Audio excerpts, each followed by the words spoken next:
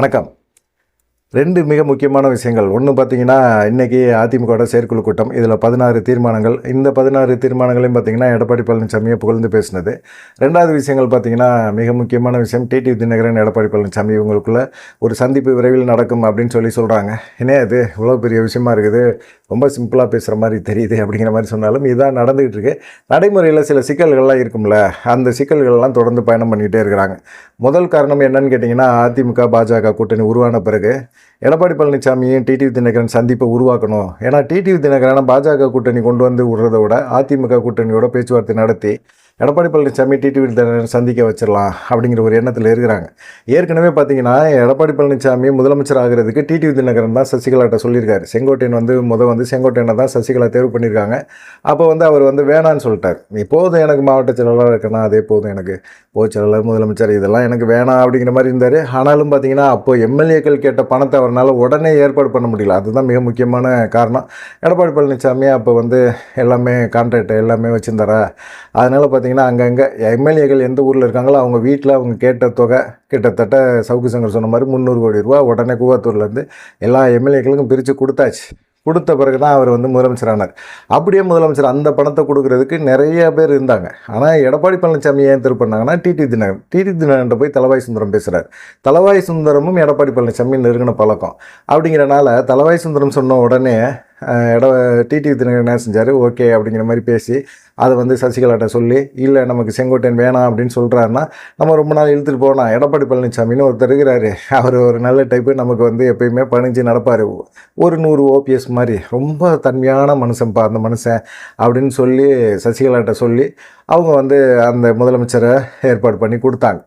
சரி, அது அதுக்கப்புறமா டிடிவி தினகரன் எடப்பாடி பழனிசாமிக்குள்ளே இப்போ நேரம் சரியில்லை, கட்சிக்குள்ளே பிரச்சனை, டிடிவி தினகரன் நமக்கு போட்டியாக வந்துடுவார்னு எண்ணத்தில் பாஜகவோட கூட்டணி வச்சு அவரை கழட்டி விட்டார். இன்றைக்கி பாஜக டிடிவி தினகரனை தூக்கி வச்சு கொண்டாடுறாங்க. எடப்பாடி பழனிசாமிக்கு அதுவே சங்கடமாக இருக்குது. நம்ம பாஜக கூட்டணிக்குள்ளே அவர் போகிறதோட அதிமுக கூட்டணிக்குள்ளே அவர் வரட்டுமே அப்படிங்கிற எண்ணத்தில் எல்லாருமே பேசுகிறாங்க. எல்லாருமே சொன்ன ஒரு விஷயம் என்னென்னா, டிடிவி தினகரன் போய் பேசி நீங்கள் எடப்பாடி பழனிசாமி வீட்டுக்கு போய் பேசுனீங்கன்னா நல்லாயிருக்கும் அப்படிங்கிற மாதிரி டிடிவி தினகரன் பேசும்போது, இல்லை அது சாத்தியப்படாது, அது எப்படி நான் வீட்டுக்கு போய் அவர் எடப்பாடி பழனிசாமி சந்தித்து பேசுகிறது, அத்தனை அநாகரிகமாக இருக்கும், நாகரிகமாக படாது. அப்புறமா அமமுக தொண்டர்கள் எல்லாமே ஒரு மாதிரி பேச ஆரம்பிச்சிருவாங்க, இது சுத்தப்படாதுப்பா அப்படிங்கிற மாதிரி அவர் டிடிவி தினகரன் அவர்கிட்ட பேசினவங்கள்ட்ட பேசியிருக்காரு. அப்புறம் தான் ஒரு விஷயத்தை பேசியிருக்காங்க. நம்ம பொது இடம் எப்படி சசிகலா வைத்திலிங்கம் ஒரு பொது இடத்துல சந்திக்கிற மாதிரி ஒரு ஏற்பாடு பண்ணி 2 பேரும் சந்தித்து பேசினாங்கல்ல, அதே போல் எடப்பாடி பழனிசாமி டிடிவி தினகரன் ஒரு சந்திப்பு அப்படிங்கிற மாதிரி ஒரு ஏற்பாடை பண்ணிடுவோம் அப்படிங்கிற மாதிரி இருந்தாங்க. இந்த மாதிரி சூழ்நிலையில் தான் ஏற்பாடெல்லாம் நடக்கும்போது தான் இவருமே ஓகே சொல்லிட்டாரு. யார், எடப்பாடி பழனிசாமியுமே ஓகே சொல்லிட்டாரு, பார்த்துக்கலாம் அப்படிங்கிற மாதிரி சொல்லிட்டாரு. ஆனால் பார்த்தீங்கன்னா, டிடிவி தினகரன் உள்ளே வராரு அப்படின்னா யாருக்கு மிக முக்கியமான பிரச்சனை அப்படின்னா, வேலுமணிக்கும் உதயகுமாருக்கும் ரொம்ப இதுதான். அவங்க அவராக வீடு தேடி வரட்டும்னே, நம்மலாம் போய் அந்த சந்திப்பு, இந்த பொது இடங்களில் சந்திப்பு அப்படிங்கிறது இறங்கி போயிடக்கூடாது. டிடிவி தினகரன் நீங்கள் இறங்கி போயிட்டீங்க அப்படின்னா ரொம்ப சங்கடமாக போயிடும், பின்னாடி பிரச்சனை உங்களுக்கு தான் அப்படின்னு சொல்லி எடப்பாடி பழனிசாமிக்கு ட்விஸ்ட் பண்ணி விட்டார். இதனால் வேலுமணி உதயகுமார் சொல்கிறத எடப்பாடி பழனிசாமி எப்பயுமே ஒரு வேத வாக்காக எடுத்துக்குவார்ல, தனக்கு பெரிய பாந்தவனாக இருக்கிறாங்க அப்படிங்கிற மாதிரி அவர் நினைப்பார்ல. அப்படி தான் எஸ்பி வேலுமணியும் டிடிவி உதயகுமார் சொன்ன விஷயமும் அந்த விஷயத்தை எடுத்துக்கிட்டு உடனே என்ன செஞ்சிட்டார் எடப்பாடி பழனிசாமி, டிடிவி தினகரன் சந்திப்பை இப்போதைக்கு வேணாம், கொஞ்சம் ஆறப்போடுங்க, தேர்தல் நெருக்கத்தில் நம்ம அந்த சந்திப்பை உறுதிப்படுத்திக்கலாம் அப்படிங்கிற மாதிரி தள்ளி போட்டார் அப்படிங்கிற மாதிரி ஒரு பேச்சு இருக்குது. சரி, இப்படி ஓடுது, என்ன பண்ணுறது அப்படிங்கிற மாதிரி இருக்கும்போது தான் இன்றைக்கி அதிமுகவோட செயற்குழு கூட்டம். இந்த செயற்குழு கூட்டத்தில் என்னென்ன பேசினாங்க அப்படின்னு பார்த்தீங்கன்னா, கிட்டத்தட்ட எவ்வளோ பேர் கலந்துக்கிட்டாங்கன்னா, ஒரு 370 பேர் கலந்துக்கிட்டாங்க. செயற்குழு கூட்டத்தில் கலந்துக்கிட்டு எடப்பாடி பழனிசாமியை ரொம்ப வாழ்த்தி தான் எல்லாருமே பேசினாங்க. அப்புறமா என்ன பேசியிருப்பாங்க, இன்னும் ஒரு வருஷங்குள்ளே இல்லை தேர்தலுக்கு, 2026 சட்டமன்ற தேர்தலுக்கு, அந்த தேர்தலை திமுக வீழ்த்தணும். இது முதல் பாயிண்ட்டு. திமுக வீழ்த்தணும் அப்படின்னம்னா, திமுக வீழ்த்தணும்னு நினைக்கிற கட்சிகளோட நம்ம கூட்டணி அமைக்கணும். கூட்டணி அமைக்கலாம். கூட்டணி அமைக்கிறது எல்லா கட்சிகளுமே என்ன நினைக்கிறாங்க, அவங்க எல்லாருமே அவங்கவுங்க முதலமைச்சர் ஆகணும் அப்படிங்கிற ஒரு எண்ணத்தில் இருக்கிறாங்க. அப்படி இருக்கிற சூழ்நிலையில் எடப்பாடி பழனிசாமி முதலமைச்சர் ஆக்குவாங்களா? திமுக வீழ்த்தணும்னு நினைக்கிறவங்களுக்குள்ளேயே ஒரு பிளவு இருக்குது. இந்த பிளவை தான் திமுக பயன்படுத்துது அப்படிங்கிற மாதிரி இருக்கும்போது, திமுகவை வீழ்த்தணும்னு நினைக்கிற எல்லாருமே தங்களுடைய பலத்தை நம்பி பலம் என்ன அப்படிங்கிறத உணர்ந்து மெகா கூட்டணி அமைக்கணும். இந்த மெகா கூட்டணியை வந்து நாங்கள் பொதுச் செயலாளர் எடப்பாடி பழனிசாமிகிட்ட ஒப்படைக்கிறோம் அப்படிங்கிற மாதிரி இந்த தீர்மானம் நம்பர் 1 போட்டிருக்காங்க. ஏற்கனவே நாடாளுமன்ற தேர்தலில் மெகா கூட்டணி அமைக்க போகிறோம் அப்படிங்கிற மாதிரி பேசினாங்க. மெகா கூட்டணி எடப்பாடி பழனிசாமினால அமைக்க முடியல. இது 2026 சட்டமன்ற தேர்தலையும் இதுதான் நடக்க போகுது. மெகா கூட்டணிங்கிறது பெருசாக அமைய போகிறதில்ல. பாஜகவோட நாடாளுமன்ற தேர்தலில் இருந்தவங்க, கூட்டணியில் இருந்தவங்க இவங்க தான் வந்து என்ன செய்ய போகிறாங்க, தொடர்ந்து இந்த பயணத்தில் வரப்போகிறாங்க அப்படிங்கிற மாதிரி தெரியுது. எடப்பாடி பழனிசாமினால் வந்து பெருசாக ஒன்றும் இது பண்ண முடியாது. அதே போல் 2021 சட்டமன்ற தேர்தலில் வந்து திமுக வந்து 525 தேர்தல் வாக்குறுதியை கொடுத்தாங்க. எந்த வாக்குறுதியை நிறைவேற்றினாங்க அப்படிங்கிற மாதிரி கேட்குறாங்க. இதை வந்து நீங்கள் மக்கள்கிட்ட சொல்லுங்கள் அப்படிங்கிற மாதிரி தீர்மானம் நம்பர் 2. அதில் வந்து பார்த்திங்கன்னா திமுக வந்து கொடநாடு இதெல்லாம் பேசியிருந்தாங்க. எடப்பாடி பழனிசாமி 4800 டெண்டர் கோடி முறைகேடு பண்ணியிருக்காரு அப்படின்னு சொல்லியெல்லாம் பேசினாங்க. இதெல்லாம் வந்து அந்த இதில் இருக்குது, தேர்தல் வாக்குறுதியில் இருக்குது. இதெல்லாம் வந்து சொல்ல போகிறதில்ல. ஆனால் அதிமுக எடப்பாடி பழனிசாமி அப்போ அமைச்சரவையில் இருந்தவங்க மேலெல்லாம் நடவடிக்கை என்ன எடுக்க போகிறாங்க அப்படின்னு சொன்ன அந்த விஷயங்களை பற்றி பேச போகிறதில்ல. மக்களுக்கு என்ன நிறைவேற்றுறேன்னு சொன்னாங்களோ அதெல்லாம் நிறைவேற்றலை அப்படின்னு சொல்லி தீர்மானம் நம்பர் 2 போட்டு 3வது தீர்மானம் நீட்டோட ரகசியம் எங்களுக்கு தெரியும் அப்படிங்கிற மாதிரி உதயநிதி ஸ்டாலின் பேசினார்ல, அந்த விஷயத்தை மெயினாக மென்ஷன் பண்ணி திமுகவுக்கு வந்து ரொம்ப கடுமையான ஒரு விமர்சனத்தை கொடுங்க அப்படிங்கிற மாதிரி இந்த தீர்மானத்தில் கொண்டு வந்திருக்காங்க. இனிமேல் மாணவ மாணவிகள் யாருமே வந்து இனிமேல் திமுகவை நம்ப மாட்டாங்க. நீட்டை அவங்களால எதுவுமே ரத்து பண்ண முடியாது, மத்திய அரசு நினச்சாலும் ரத்து பண்ண முடியாது, அது வந்து ஒன்றுமே செய்ய முடியாது அப்படிங்கிற மாதிரி ஒரு பேச்சை மக்கள்கிட்ட கொண்டு போய் சேருங்க அப்படின்னு சொல்லியிருக்காங்க. பொதுவாக பார்த்திங்கன்னா இப்போ இருக்கிற மாணவ மாணவிகள் எல்லாருமே நீட்டை விரும்புகிறாங்க. நீட்டு இருந்தால் போதும். ஏன்னா நீட்டு இல்லை அப்படின்னா அந்தந்த மருத்துவக் கல்லூரியில் இருக்க தனியார் மருத்துவக் கல்லூரியெல்லாம் பார்த்திங்கன்னா அவங்க வந்து பயங்கரமாக சம்பாரிச்சிட்டு இருந்தாங்க. இப்போ நீட் தேர்வு அப்படிங்கிறது ஒன்று இருக்கும்போது பார்த்திங்கன்னா அவங்களால பெருமளவில் சம்பாதிக்க முடியல, நினச்சவங்க டாக்டர் ஆக முடியல. அதெல்லாம் வந்து மிகப்பெரிய ஒரு விஷயமா இருக்குது. அதே போல் அரசு பள்ளியில் படிக்கிற மாணவிகள் வந்து நீட்டு வந்து பாஸ் ஆக முடியுது, மருத்துவக் கல்லூரியில் சுலபமாக சேர முடியுது. அப்படிங்கிறதெல்லாம் வந்து இந்த நீட்டு அப்படிங்கிற ஒரு தேர்வு இருக்கிறனால அரசு பள்ளி மாணவர்களுக்கெல்லாம் வந்து ஒரு சலுகை கிடைக்குது, அவங்களுக்கும் ஒரு வாய்ப்பு கிடைக்குது. பணம் இருக்கிறவங்க மட்டும்தான் டாக்டர் ஆக முடியும் அப்படிங்கிற நிலைமை மாறி இப்போ எல்லாருமே டாக்டர் ஆகலாம் அப்படிங்கிற ஒரு சூழ்நிலை உருவாயிருச்சு அப்படிங்கிற மாதிரி மாணவ மாணவிகள் நினைக்கிறாங்க. இது வந்து நீட்டை வந்து ரத்து பண்ண முடியாது. இப்போ அதிமுகவே வந்து இப்போ ஆட்சிக்கு 2வது ட்ரிப்பு மக்கள் வந்து அதிமுகவுக்கு ஓட்டு போடுறாங்க அப்படின்னா நீட்டை அவங்களால ரத்து பண்ண முடியுமா? ரத்து பண்ண முடியாது. இப்போ பாஜக தான் மத்தியில் ஆட்சி செய்யுது, பாஜகவோட தான் அதிமுகவும் கூட்டணியில் இருக்கிறாங்க. இப்போ வந்து அவங்க கேட்க முடியுமா அதிமுக வந்து இது மாதிரி நீட்டை வந்து ரத்து பண்ணி கொடுங்க தமிழ்நாட்டுக்கு மட்டும் அப்படின்னு சொல்லி நான் பிரதமர் மோடிகிட்ட வந்து நான் பேசி நான் ரத்து பண்ணுறேன் அப்படின்னு சொல்லி, ரத்து பண்ணால் நான் கூட்டணி உங்கள் கூட வர தயார் அப்படின்னு சொல்லி எடப்பாடி பழனிசாமினால பேச முடியுமா அப்படிங்கிற கேள்வியெல்லாம் வைக்கிறாங்க. இது வந்து 3வது தீர்மானம். 4வது தீர்மானம் வந்து பார்த்திங்கன்னா திமுக அரசு வந்து ரொம்ப பொய் சொல்கிறாங்க, நிறைய ஊழல் குற்றச்சாட்டில் இருக்காங்க, சட்டம் ஒழுங்கெல்லாம் கெட்டு போச்சு. ஆனால் இவங்க வந்து அதை மறைக்கிறதுக்கு என்ன செய்கிறாங்க, மொழிக் கொள்கை, கல்விக் கொள்கை, கச்சத்தீவு தொகுதி மறுவரை அப்படின்னு சொல்லிட்டு மாநில சுயாட்சி அப்படி இப்படின்னு ஏகப்பட்ட வந்து நாடகம் பண்ணுறாங்க அப்படிங்கிற மாதிரி தீர்மானம் நம்பர் 4 போடுறாங்க. 5 வந்து என்ன சொல்கிறாங்க அப்படின்னா கச்சத்தீவை வந்து இவங்க வந்து மீட்போம் அப்படின்னு சொல்கிறாங்க. கச்சத்தீவை யார் தாரை வார்த்து கொடுத்தது அப்படிங்கிற ஒரு விஷயம் இருக்குல்ல, இவங்க தாரை வார்த்து கொடுப்பாங்க. அடுத்தவங்க வந்து ஆட்சியில் வந்தோடனே அவங்க மீட்டு கொடுக்கணுமா? காங்கிரஸ் மத்தியில் இருக்கும்போதும் திமுக மாநிலத்தில் இருக்கும்போதும் கச்சத்தீவை வந்து தாரை வார்த்தாங்க. இப்போ வந்து பாஜக வந்த பிறகு வந்து கச்சத்தீவை மீட்டு கொடுங்க அப்படின்னு சொன்னால் இது எந்த அளவுக்கு ஏற்றுக்க முடியும் அப்படிங்கிற ஒரு கேள்வியை வந்து இது போட்டிருக்கிறாங்க. இது வந்து எல்லாரும் மக்களை வந்து முட்டாளாக பார்க்குறாங்க. இது மக்கள் மத்தியில் கொண்டு போங்க அப்படிங்கிற ஒரு விஷயத்தை வந்து 5வது தீர்மானமாக போட்டு வந்தாங்க. அதே போல் 6வது தீர்மானம் என்னென்னா அதிமுக ஆட்சி காலத்தில் கொண்டு வந்த திட்டங்களை எல்லாத்தையுமே இவங்க என்ன செய்கிறாங்க, இவங்க பேரில் லேபிளை வந்து திமுக அப்படின்னு குத்திக்கிட்டு இவங்க வந்து அதை செயல்படுத்துகிறாங்க. இதுக்கு வந்து திமுக அரசுக்கு நாங்கள் மிகப்பெரிய ஒரு கண்டனம் தெரிவிக்கிறோம் அப்படின்னு சொல்லி சொல்கிறாங்க. அப்புறமா இதெல்லாம் வந்து இருக்கும்போது கண்டிப்பாக எடப்பாடி பழனிசாமி ஒரு நல்ல விஷயங்கள்லாம் பண்ணியிருப்பார் அப்படின்னு நினைக்கிறாங்கல்ல, அவங்களுக்காக நடந்தால் வாலி காவேரி திட்டத்தை வந்து மத்திய அரசோட சொல்லி வலியுறுத்தி எடப்பாடி பழனிசாமி கொண்டு வந்ததுக்காக இது வந்து பிரதமருக்கு நன்றி அப்படிங்கிற மாதிரி ஒரு தீர்மானத்தை போட்டிருக்கிறாங்க. அப்போ வந்து இப்போ தானே கூட்டணி வச்சுருக்கிறாரு. இப்போ 2 வருஷமாக வந்து பாஜகவோட கூட்டணியே இல்லை. நடந்தாய் வாலி திட்டத்தை கொண்டு வந்ததுக்கு அப்பயே பிரதமருக்கு நன்றி சொல்லியிருக்கலாமே நாடாளுமன்ற தேர்தலில். அதுவாது ஓரளவுக்காவது ஒர்க் அவுட் ஆகிருக்கும்ல. அதை விட்டுட்டு இப்போ வந்து நன்றி சொல்லிகிட்டு இருக்காங்களே அப்படிங்கிற மாதிரி எண்ணம் இருக்குது. அதே போல் வந்து பார்த்திங்கன்னா ரொம்ப இப்போ இந்தியா தேசத்துக்கு போயிட்டாங்க, தமிழ்நாடே விட்டுட்டாங்க. 7வது தீர்மானம் அதுதான். நாங்கள் வந்து இந்திய தேசத்தில் வேற்றுமையில் ஒற்றுமை காண்போம். அதிமுக வந்து மத சார்பில்லாத ஒரு மக்கள் இயக்கம். சரி, அதிமுக ஒரு மத சார்பில்லாத மக்கள் இயக்கம் எது வரைக்குமே இருந்தது? எம்ஜிஆர் ஜெயலலிதா காலகட்டம் வரைக்குமே இருந்தது. இன்றைக்கி வந்து பார்த்திங்கன்னா பொன்முடியை வந்து அமைச்சர் பதவியிலேருந்து நிப்பாட்டிட்டாங்க அப்படின்னா அதுக்கு மிக முக்கியமான காரணம் அவர் பேசின விதம். அது வந்து எல்லா பெண்களுக்கும் முகம் சுளிக்கிற மாதிரி இருந்தது. திமுக வந்து தொடர்ந்து அவருக்கு வந்து கண்டிச்சும் பார்த்தாங்க, திருந்துற மாதிரி இல்லை. அப்புறமா என்ன பண்ணாங்க, அவங்க மேலே வந்து நடவடிக்கை, கட்சி பதவியை பறித்தாங்க. அதுக்கப்புறமும் நீதிமன்றம் கூட்டு வச்சுது. நீதிமன்றம் சொன்ன பிறகு நம்ம சும்மா இருக்கக்கூடாதுன்னு சொல்லிட்டு பிடிவாதமாக அவர்கிட்ட வந்து அமைச்சர் பதவியை பிடுங்கினாங்க. பிடுங்கி அவர்கிட்ட வந்து அமைச்சர் பதவியும் இல்லை. இந்த மாதிரி இருக்கும்போது அவங்க இப்போ அதிமுக என்ன நினைக்கிது அப்படின்னா, பொன்முடிக்கு வந்து திமுக வந்து துரோகம் பண்ணிருச்சு.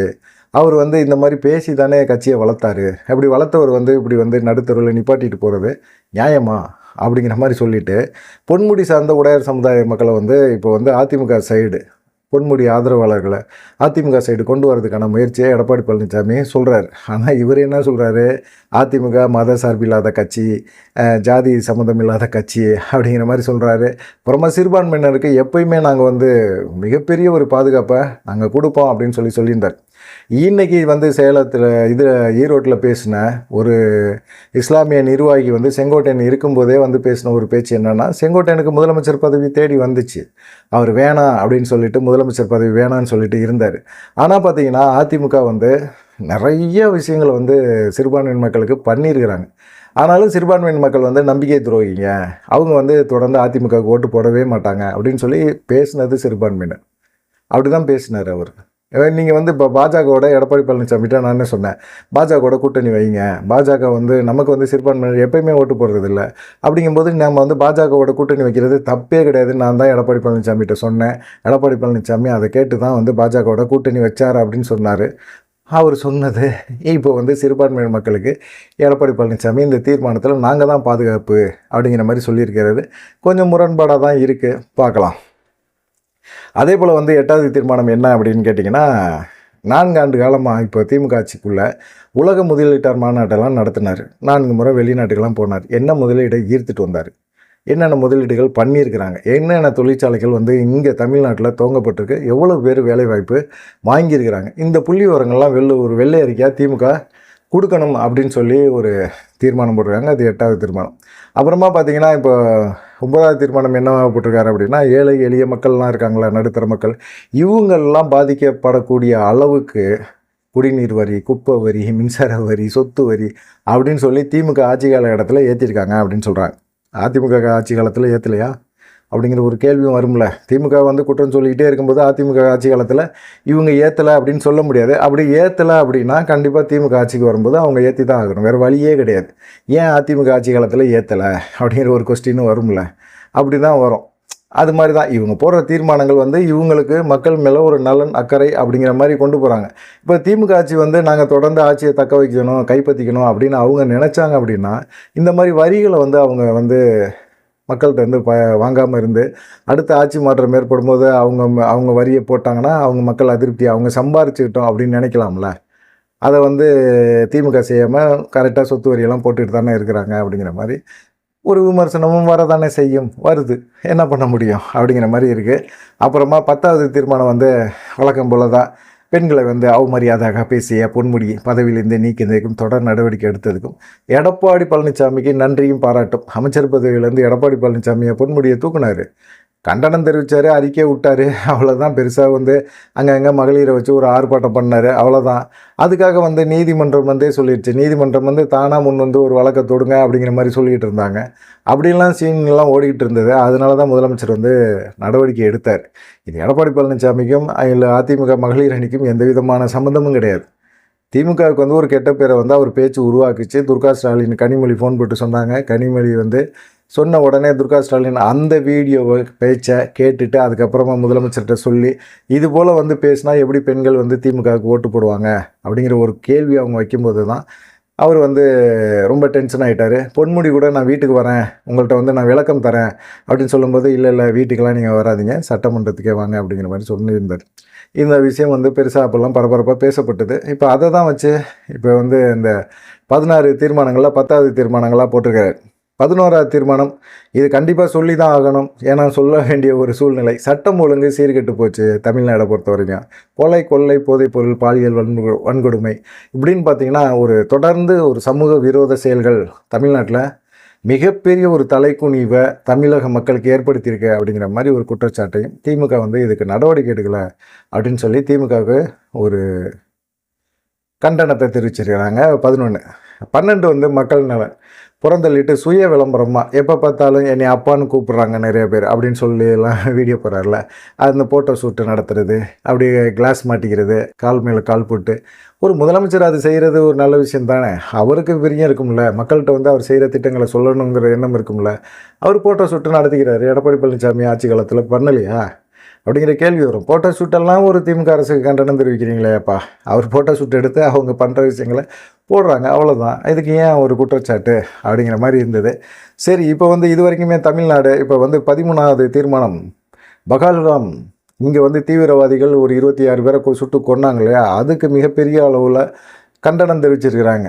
இந்த பயங்கரவாத செயல்களை மத்திய அரசு ஒழிக்கணும், அதுக்கு அதிமுக துணை நிற்கும் அப்படின்னு சொல்லியிருக்காரு. இப்போ மேலே ஒரு தீர்மானம் போட்டார்ல, அதில் சிறுபான்மையினர் பிரிவுக்கு நாங்கள் பாதுகாப்பாக இருப்போம், அரணாக இருப்போம் அப்படி இப்படின்லாம் சொன்னார்.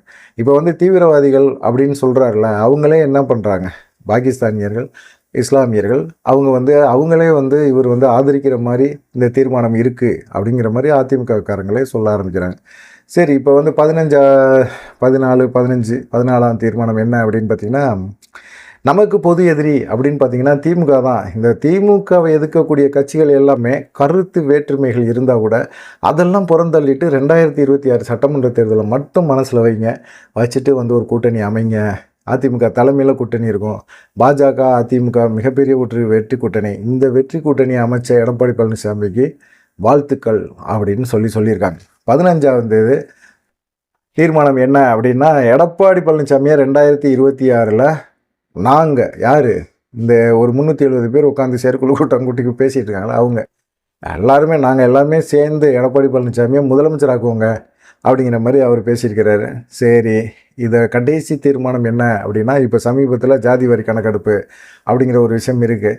இது மத்திய அரசிட்ட ஜாதி வரி கணக்கெடுப்பு நடத்தணும்னு சொல்லி பல முறை நாங்கள் அதிமுக சார்பாக நிறைய விஷயங்களை சொல்லியிருக்கிறோம், முயற்சி பண்ணியிருக்கிறோம். இப்போ அது நடைமுறை சாத்தியமாகுது. மக்கள் கணக்கெடுப்பு நடத்தும் போதே பார்த்திங்கன்னா ஜாதி வரி கணக்கெடுப்பும் நடத்த போகிறாங்க. இதுக்கு நாங்கள் மத்திய பாஜக அரசுக்கு ஒரு நன்றி தெரிவிச்சுக்கிறோம் அப்படிங்கிற மாதிரி அதிமுக சொல்லியிருக்காங்க. தீர்மானங்கள் 16 இவ்வளோ தான் இன்றைக்கி செயற்குழு கூட்டத்தில் போட்ட தீர்மானங்கள். இந்த தீர்மானங்கள் மூலமாக என்ன சொல்லியிருக்காங்க அப்படின்னா, எடப்பாடி பழனிசாமியை முதலமைச்சராக்கும்னு சொல்லியிருக்காங்க. ரெண்டாவது பாஜகவுக்கு ரொம்ப வாழ்த்தி பாஜகவுக்கு நன்றி, பாஜக நாங்கள் நிறையா தீவிரவாதிகளை ஒழிக்கிறதுக்கு நாங்கள் உறுதுணையாக இருப்போம் அப்படி இப்படின்லாம் நிறைய பேசியிருக்காங்க. பாஜக ஆதரவை வச்சு பேசியிருக்காங்க. திமுகவுக்கு எதிரி அப்படின்னு நினைக்கிற கட்சிகள் எல்லாமே வாங்கப்பா ஒன்றிணைந்து நம்ம செயல்படுவோம் அப்படிங்கிற மாதிரி பேசியிருக்காங்க. நீங்கள் என்ன நினைக்கிறீங்க? எடப்பாடி பழனிசாமி டிடி தின சந்திப்பை வேலுமணி உதயகுமார் கெடுத்தது, ரெண்டாவது இப்போ போட்டிருக்க செயற்குழு கூட்டத்தில் போட்டிருக்க இந்த தீர்மானங்கள், இதை பற்றி நீங்கள் என்ன நினைக்கிறீங்க அப்படிங்கிற ஒரு விஷயத்தை மறக்காமல் கமெண்ட் பண்ணிவிட்டு போங்க. நன்றி, வணக்கம். சேனலை சப்ஸ்கிரைப் பண்ணி பாருங்கள்.